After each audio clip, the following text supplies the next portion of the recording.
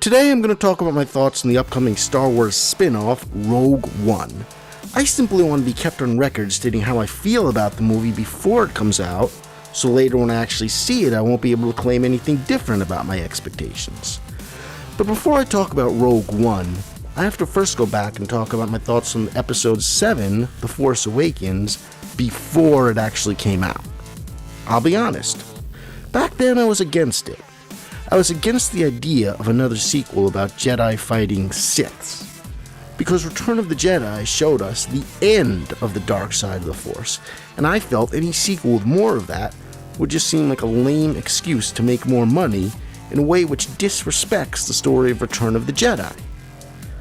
I felt like I could be open to a sequel about Jedi and friends fighting other kinds of villains without lightsabers, but not Siths with them. I did not want any more lightsaber duels. When I told this to friends, they all disagreed and basically said, you simply cannot have a Star Wars movie without lightsaber duels. That just seemed to be the way everyone else felt.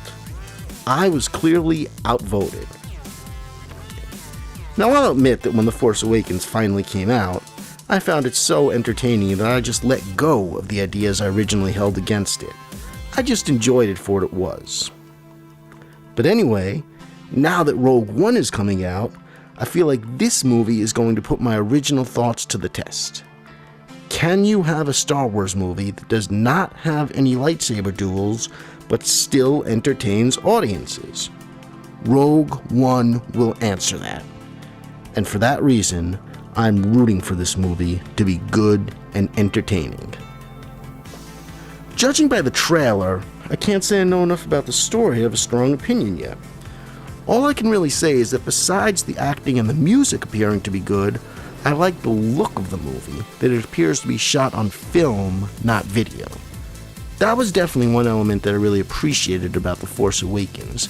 It was shot on film, and the cast and crew had to travel to real locations that therefore looked real and believable, as opposed to those prequels where the CGI just looked like actors put inside a video game. That said, The Force Awakens did have a lot of CGI creatures who I did not find convincing. It was not like the original Star Wars movies that used masks, makeup, animatronics, etc. In those movies, all the creatures looked convincingly real, like creatures I could actually touch. But those CGI creatures in The Force Awakens did not look like anything I could touch. So I'd love it if Rogue One could have some good old-school practical effects creatures. We'll see.